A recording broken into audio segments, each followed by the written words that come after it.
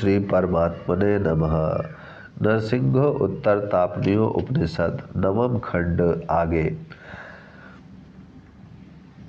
इसलिए यह आत्मा एकमात्र अद्वितीय ही है। यह सन्मात्र स्वरूप नित्य शुद्ध बुद्ध सत्य मुक्त निरंजन मायातीत विभु सर्वव्यापक अद्वैत आनंदमय पर सर्वोत्कृष्ट तथा प्रत्येक रस आत्मा के ही एकमात्र रस की उपलब्धि करने वाला है। इन प्रत्यक्ष आदि तथा सत्चित आनंद की उपलब्धि आदि प्रमाणों द्वारा इसका ज्ञान होता है। यह सब कुछ सत्ता मात्र ही है। इस कार्य कारणमय जगत के पूर्व से केवल सत्य स्वरूप ब्रह्म ही स्वतः सिद्ध है। श्रुति भी कहती है, सदैव सोमदमग्न आसीत। इस ब्रह्म में उससे भिन्न दूसरी किसी वस्तु का अनुभव नहीं होता। ब्रह्म में अविद्या भी नहीं है, क्योंकि वह ज्ञान स्वरूप स्वयं प्रकाश सबका साक्षी निर्विकार और अद्वितीय है। यहाँ इस जगत में भी देखो, जो कुछ भी है वह सन्मात्र है, जो सत्य से भिन्न है वह असत्य है। इस प्रकार संपूर्ण कल्पनाओं के साक्षी रूप से सत्य स्वरूप ब्रह्म की ही पहले से उपलब्धि होती है।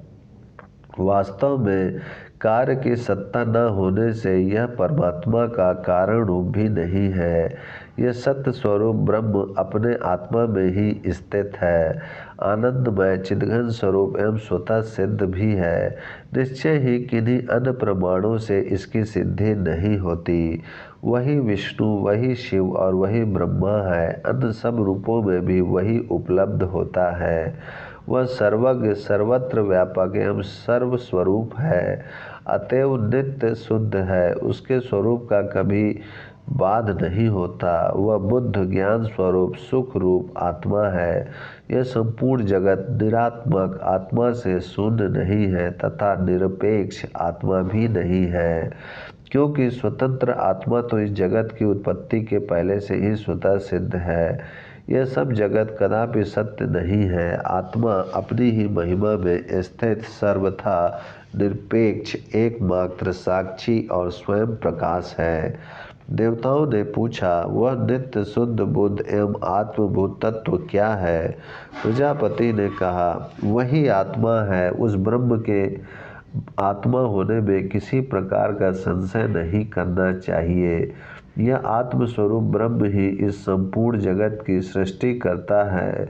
यह दृष्टा का भी दृष्टा, निर्विकार साक्षी, नित्य सिद्ध और अविद्या रहित है, क्योंकि यह बाहर और भीतर है तथा कार्य और कारण का भी निरीक्षण करने वाला है। यह पहले से ही भली भांति प्रकाशित है तथा अज्ञान रूप अंधकार से सर्वथा परे है। इतना उपदेश देकर प्रजापति ने पूछा, देवताओं बताओ तो सही, मेरे द्वारा उपदेश दिए हुए आत्मा के स्वरूप का तुम्हें साक्षात्कार हुआ कि नहीं? देवता बोले, हमने आत्मा के स्वरूप का साक्षात्कार तो किया, किंतु वह व्यवहार में न आने योग तथा अल्प है।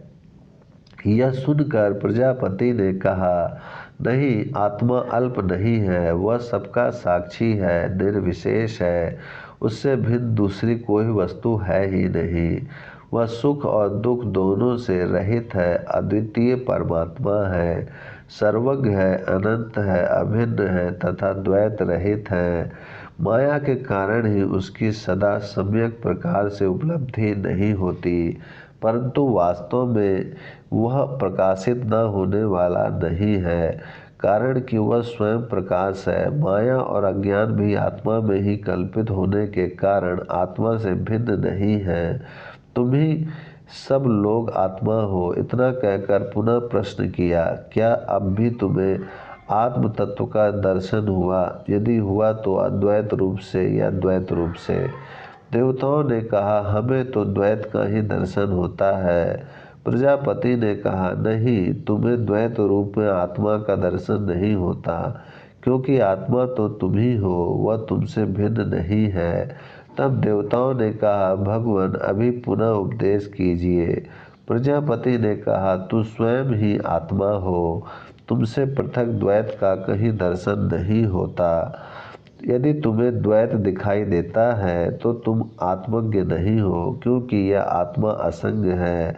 जो असंग है उसका द्वैत के साथ संबंध न होने के कारण उसे द्वैत का दर्शन भी नहीं हो सकता। तुम अपने को आत्मा को द्वैतदर्शी मानते हो, इसीलिए तुम्हें आत्मा का ज्ञान नहीं है। ओम शांति शांति शांति।